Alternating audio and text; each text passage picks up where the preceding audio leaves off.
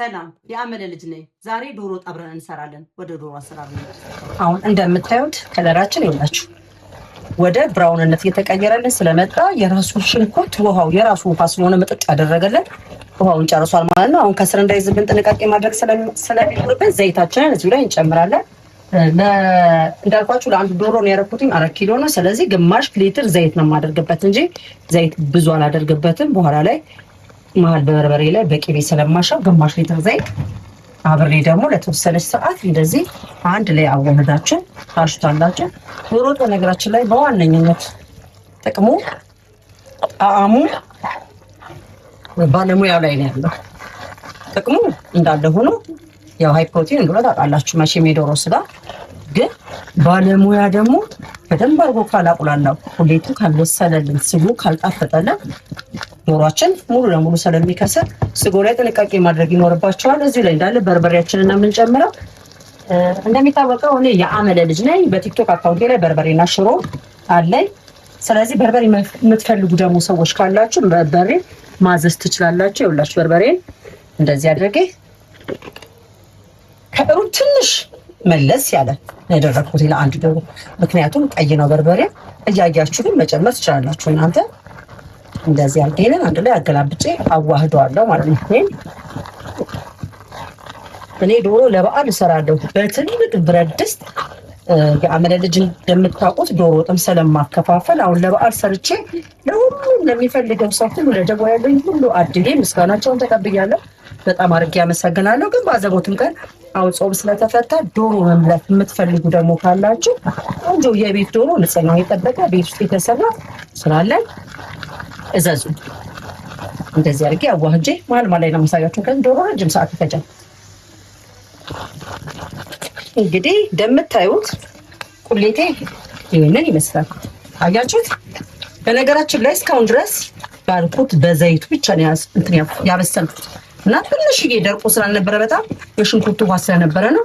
አሁን ከዚህ በኋላ ያለውን ጠንከር ያለ እጃችን ላይ እንዳያስቸግራችሁ ምን ታደርጋላችሁ መሰላችሁ? ውሃችሁ እየመጠናችሁ ትንሽ ትንሽ እንደዚህ ጠብ ታደርጉበታላችሁ። ምክንያቱም ስታሹ ጠንከር ይልባችሁና አንደኛ ይደክማችኋል፣ ሁለተኛ ነገር ደግሞ ከስር ያለው ይይዛል።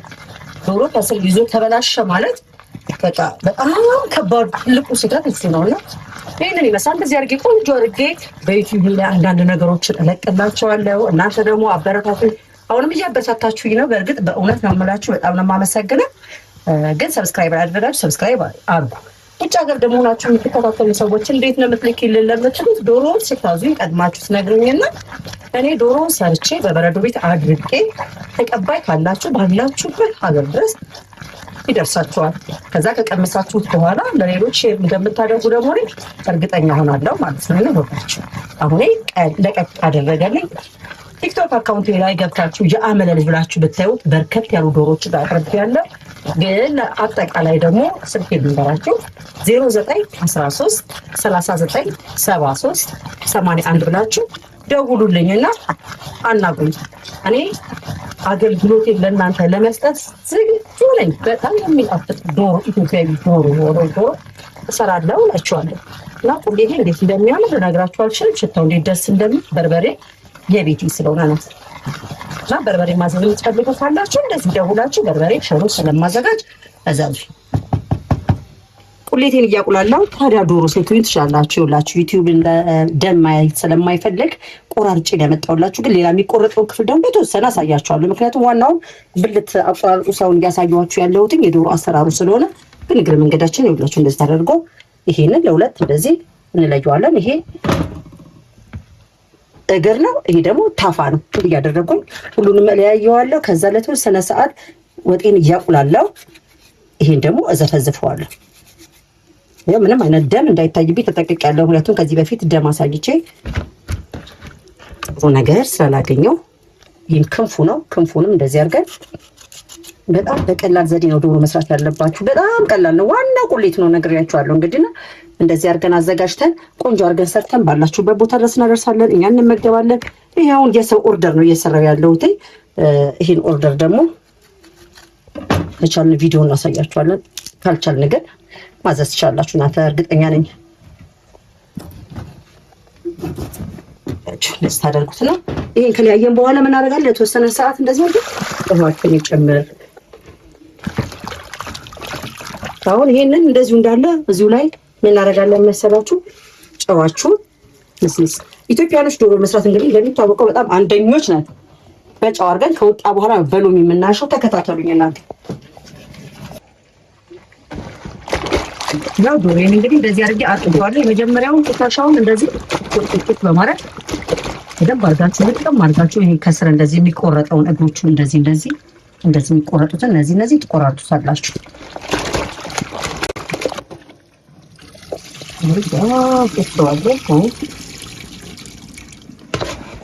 አሁን ከዚህ በኋላ የሚቀረኝ መሰላችሁ እዚህ ላይ ውሃ አድርጋለሁ። ሎሚ አዘጋጅቻለሁ። ውሃ ያለው ሎሚ ሁላችሁ እዚህ አድርጋችሁ ጨምሩ። ሎሚ ምዝምዝ አድርጎ ያለውን ነገር ያወጣልናል እዚህ ውስጥ እንዲህ ስናደርገው። እንደዚህ በሎሚ ለሲሰንሳብ ደግሞ ቁሌታችን እስኪያልቅ ድረስ እንደዚህ ዘብዝፈን እናስቀምጠዋለን። ግን አሁን እኔ ምን አደርጋለሁ መሰላችሁ? እዚህ ላይ ነጭ ሽንኩርት ይቀረዋል። ነጭ ሽንኩርት አብሬ ነው ማቅባለው።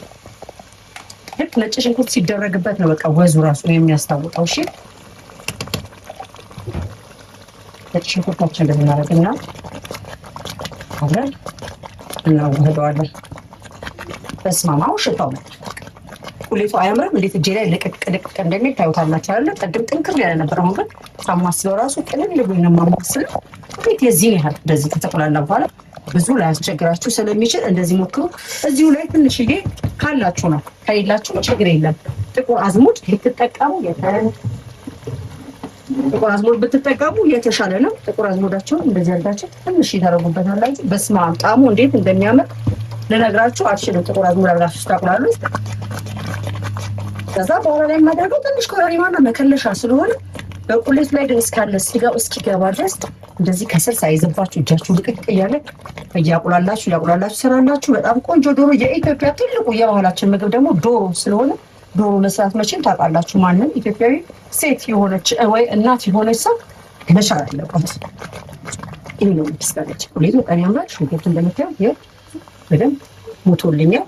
ከዚህ በኋላ አስቸግረኝም። ዶሮን ጨማምሬ አብሬ አሽቼ ደግሞ ሲበስል እናያለን።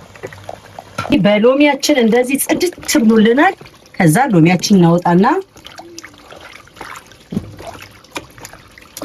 ሎሚያችን አውጥተን ይሄንን እናጠለዋለን። አሁን ለመጨረሻ ንጹህ ውሃ ስለሚያስፈልገኝ አንዴ ንጹህ ውሃ ጨምሬ ከዛ በኋላ ወጤም ስለደረሰልኝ ሁለት ነገር ነው የምሰራው። አንዴ ወጤም ስለደረሰልኝ አሁን በዚህ በንጹህ ውሃ ውስጥ እንዳለ አንድ ዙር ነው ማለቀለቀው። እሷም ሽታው ራሱ ደስ እንደሚላያችሁ ጽድት ያለ እንደሆነ በጣም የሚያምር ዶሮ እንደዚህ አድርገን በማጥለያችን ላይ እናጥለዋለን።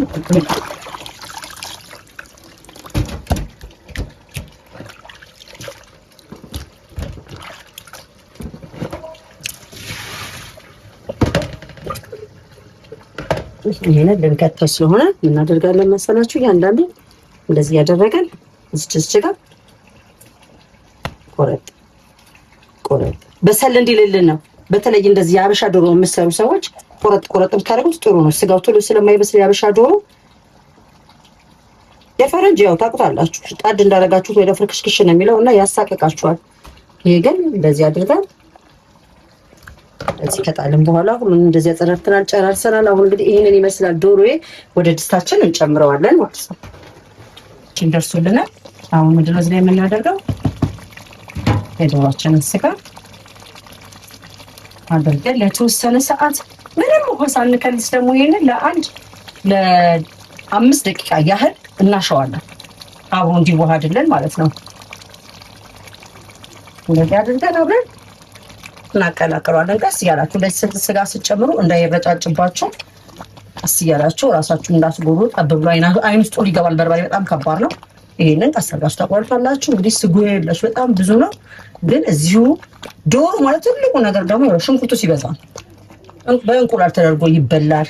ቤተሰብ ቤት በተለይ አሁን ዶሮአችን እዚህ ውስጥ ከተነዋል። እንደዚህ ፍንፍን አድርገናል። ከደን እናደርግና መሀል ላይ እየሄድን ደግሞ እያማሰልን አብረን እናያለን። እናንተ ተከታተሉ። ላይክ፣ ሼር፣ ሰብስክራይብ አድርጎ አዲስ ለሆናችሁ ሰብስክራይብ አድርጉ። ሌሎቻችሁ ደግሞ ላይክ እያደረጋችሁ ግን ዶሮ አበላለት እንዴት ነው ካላችሁ ደግሞ አበላለቱ እንዳሳያችሁ ኮመንት ላይ አሳይኝ ብላችሁ ጻፉት። ከፍተን እናየዋለን። ይሄው የተከተከልን ነው። ስለዚህ እንደዚህ ተንተከተከ ማለት በደንብ እየበሰለልን ነው ስጋው ማለት ነው። ሽንኩርቱ ሙቶ ሽንኩርቱ ራሱ ሞምቶ በቃ ደስ ሲል ብታዩት። አሁን እዚህ ላይ ምን አደርጋለሁ? የቀረኝ ነገር ኮረሪማ እዚህ ጋር ላይ ኮረሪማ አደርጋለሁ። እዚህ ጋር መከለሻዬን አደርጋለሁ። ጥቁር አዝሙድ ቅድም አድርጋለሁ። ነጭ ሽንኩርት አደርጋለሁ። የዶሮ ግብአቱ ዋናው መሳሪያዎቹ እነዚህ ናቸው። ለእናንተ ሳልነግራችሁ አላልፍም። ይሄ ከገባ በኋላ ትንሽ ቆይተን ደግሞ ቅቤ እናደርግበትና አብረን እናሸዋለን። ከዛ እናቴ ልነግራችሁ አልችልም ምን የመሰለ እጅ የሚያስቆረጥም ዶሮ አለ። እንደዚሁ እንዳማራችሁ እንዳትቀሩ። በውጭ ሀገር ያላችሁ የምታዩ በዩቲዩብ ላይ የምታዩ ደግሞ ካላችሁ የአመለ ልጅ ብላችሁ ደውላችሁ ማዘዝ ትችላላችሁ።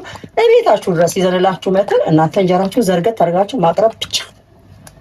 ዶሮአችንን እናየዋለን። ይኸውላችሁ እንግዲህ አሁን ዘይቱን እየወጣለሁ በደንብ አድርጎ በስሎልኛል። ካሜራማን እየተቃጠለ ነው ለእናንተ ለማሳየት እንደዚህ ስላችሁ ይኸውላችሁ እንግዲህ ይህን ይመስላል። በጣም ነው የሚያምረው እንደምታዩት በጣም ደስ ይላል። ከለሩ ራሱ ቅባቱ ወጥቶለታል። እዚህ ላይ ቅቤ ሲደረግበት ደግሞ እንዴት እንደሚያምር በኋላ ላይ ታዩታላችሁ። ከዚህ በኋላ የማቀርብላችሁ ልክ ጨርሼ ከስጎም ቢሆን ስቀምስ ነው። ምክንያቱም ትእዛዝ ነው ብያችሁ የለ የሰው ትእዛዝ ነው። ከዛ ግን ኮመንት ላይ ገብታችሁ የቀመሳችሁ ሰዎች ደግሞ አረ በጣም ቆንጆ ነው እኛም ቀምሰን ነው አድላችሁ ጻፉልኝ። ምክንያቱም ይሄ ትእዛዝ ስለሆነ አልበላም። ከመረቁ ግን ቀምሼ አሳያችኋለሁ። ዋናው ስጎ ስለሆነ የትም እንዳትሄዱ ተመልካቾቼ። ይኸውላችሁ አሁን በቃ ሲለበለብ አቃጥሎ ይቀርታ በጣም እንግዲህ ሲጮሁን ይቅርታ አድርጉልኝ። አሁን ወፍሯል። እንግዲህ ወጤ የዚህን ያህል ከልሻለሁ። ድስቱ ሙልት እስኪል ድረስ ነው የከለስኩት። እንዳይደፋብኝ ግን ቀስ እያልኩኝ እንደዚህ ያደረኩኝ መሀል ላይ አማስለዋለሁ። ከስር መያዝ የለበትም። ስለከለሳችሁ ብቻ ዝግት ካደረጋችሁት ከስር ስለሚበላሽባችሁ ብረት ድስታችሁ በተለይ ስስ ከሆነ እና እሳቱ ፈጣን ከሆነ ስለሚበላሽባችሁ መሀል ላይ እንደዚህ አሸታ አድርጎት ይሄ ዋትን ተክትኮ ሲያልቅ በእርግጠኝነት ስጋው ይበስላል። ከዛ በኋላ አብረን እንቀምሳለን። ተንተከተከልን። ከዚህ በኋላ የምናደርገው የቀረ ነገር ምን መሰላችሁ? ጨውና ቅቤ። ጨው እንደፈለጋችሁ ማለት ትችላላችሁ እንደራሳችሁ። እኛ ግን ይሄ ይበቃናል ብለን አስበናል። ከዚህ በላይ ባይበዛ ጥሩ ነው ጨው። እዚህ ላይ ደግሞ ምን አደርጋለሁ መሰላችሁ? ታያችሁ ቅቤ። አይገርማችሁም? ቅቤ እንዴት ቆንጆ እንደሆነ ንጹህ ቅቤ እንደዚህ አሸዋ ይሆናል ይባላል። እያችሁት እንዴት እንደሚያምር የገዳም ቅቤ ነው። በጣም ነው የሚያምረው። ይሄን ቅቤ ያለ ስስትኛ ደግሞ እንደዚህ አድርገን ጨምር እናደርጋለን። አሁን ዶሮ ሆነ ማለት ነው። እንደዚህ አድርጌ አንድ ላይ አዋህደዋለሁ። እሳቴን ቀንስ አደርገዋለሁ። ቀዝቀዝ ሲል አብረን እንቀምሳለን። ዶሮአችን እንግዲህ ይሄንን ይመስላል። ይላችሁ ሙሉ ቁጭ ብላችሁ ጊዜያችሁን ሰጣችሁ ስልካችሁ ላይ ቤታችሁ ሰብሰብ ብላችሁ በቲቪ ለምታዩኝ ሁሉ እግዚአብሔር ያክብራችሁ። ጊዜያችሁ ሰጣችሁ ስለሆነ የምታዩኝ ላይክ አድርጉ፣ አስተያየት ጻፉልኝ። በጣም ነው የምወዳችሁ፣ በጣም ነው የማመሰግነው። ዶሮአችን እንግዲህ ይሄንን ይመስላል። ያዘዘን ኦርደር ላይ እንቁላል አይግባብኝ ስላለ እንቁላሉን ለብቻው አድርገን ነው የምናሽግለት። ቀምሻለሁ። በጣም ይጣፍጣል። በጣም ቆንጆ ነው። ያው እንቁላሉም አልተላጠም። ያልተላጠ እንደዚህ ማዘዝ የምትፈልጉ ሳይላጥላችሁ ቤታችሁ ራሳችሁ መላጥ ትችላላችሁ።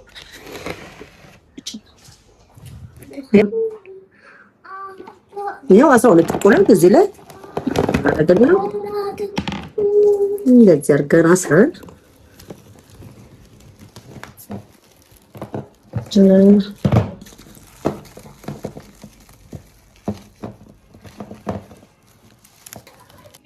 ይሄ እንቁላሌን አስሬ ጨርሻለሁ። እንደዚህ አድርጌ ወጣችንን እንከድነዋለን። ትዕዛዛችንን አሻሽገን ጨርሰናል። በሌላ ጊዜ ደግሞ በሌላ ፕሮግራም እስከምንገናኝ ቻው።